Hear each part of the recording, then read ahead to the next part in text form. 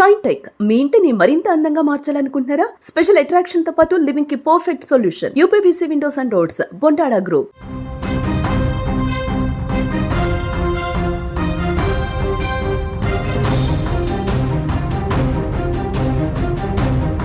తాండూరు హత్య కేసులో విస్తుపోయే నిజాలు బయటపడుతూ ఉన్నాయి. హత్య వెనుక వరకట్నం వేధింపులు ఉన్నట్లుగా కూడా తెలుస్తోంది. కొన్ని రోజులుగా భార్యాభర్తల మధ్య గొడవలు కూడా జరుగుతూ ఉన్నాయి.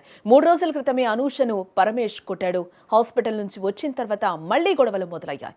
పుట్టింటికి వెళ్తున్న అనూషపై మళ్లీ భర్త దాడి చేశాడు. కర్రతో తలపై కొట్టడంతో అనూష అక్కడికక్కడే మృతి చెందింది. వికారాబాద్ జిల్లా తాండూరు పట్టణంలో జరిగిన వరకట్న హత్య కేసులో విస్తుగొలిపే విషయాలు బయటకొస్తూ ఉన్నాయి.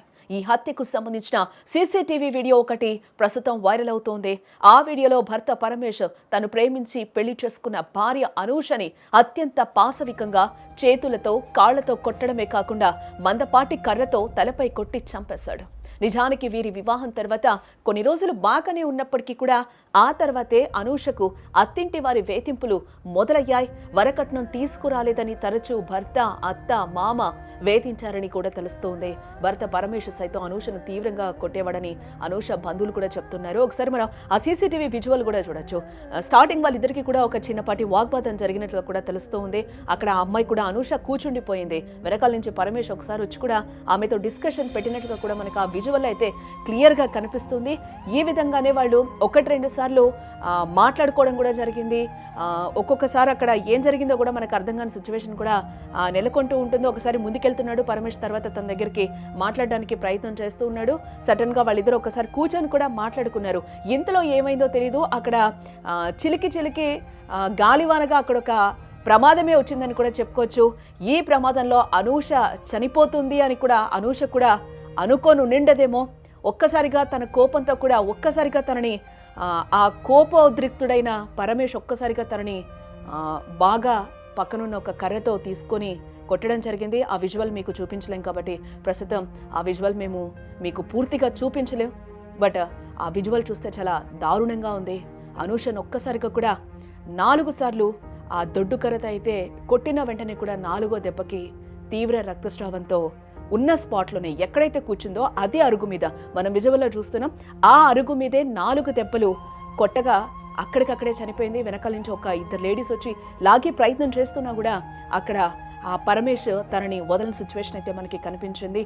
ఈ నేపథ్యంలోనే 4వ దెబ్బకి స్పాట్గా అయితే అక్కడ అనూష చనిపోయిన పరిస్థితి అయితే నెలకొంది. దీని అంతటికీ కారణం కూడా గత ముందు నుంచి కూడా ఒక 2-3 నెలల నుంచి కూడా వీళ్ళ మధ్యలో గొడవలు జరుగుతున్నట్లుగా కూడా తెలుస్తూ ఉంది. అత్తమామ వేధించినట్లుగా కూడా తెలుస్తుంది. దీని అంతటికీ కూడా వరకట్న వేధింపులుగా తెలుస్తోంది. అందులో వీరిద్దరూ ప్రేమించి పెళ్లి చేసుకున్నారు. 8 నెలలు అయింది. ఇక్కడ వీళ్ళిద్దరు కూడా ప్రేమించుకొని పెళ్లి చేసుకొని అనుకోకుండా ఫస్ట్ నుంచి కూడా వీళ్ళిద్దరికి గొడవలు కూడా స్టార్ట్ అయ్యాయి. ఇందులో భర్త ఒకడే కాదు, అత్తమామ కూడా కట్నం తీసుకురావాలని కూడా వేధించినట్లుగా కూడా తెలుస్తూ ఉంది. అంతకుముందు కూడా ఒకసారి అనూష హాస్పిటల్లో ఆ దెబ్బలు తాళలేక ఇంతకు ముందు గొడవలో కూడా జాయిన్ అయినట్లుగా తెలుస్తుంది.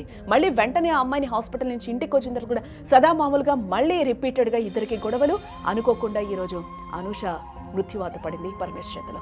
ఇప్పుడు బయటపడ్డ సీసీటీవీ ఫుటేజ్ చూసాక అసలు అనూషను పరమేష్ ఎంత దారుణంగా కొట్టాడు కూడా ఇక్కడ మనకి క్లియర్ గా అర్థమైపోతుంది. 3 రోజుల క్రితం భర్త పరమేష్ దాడి చేయడంతో అనూషకు ఇదివరకు నేను చెప్పినట్టు తీవ్ర గాయాలయ్యాయి. దీంతో తల్లి సోదరుడు తీసుకెళ్లి ఆమెకు చికిత్స కూడా చేయించడం జరిగింది. తిరిగి గురువారం అంటే మొన్న అనూష తన సోదరుడితో కలిసి పుట్టింటికి వెళ్తూ ఉండగా పరమేష్ వచ్చి వాళ్ళ ఇంటికి తీసుకెళ్లాడు.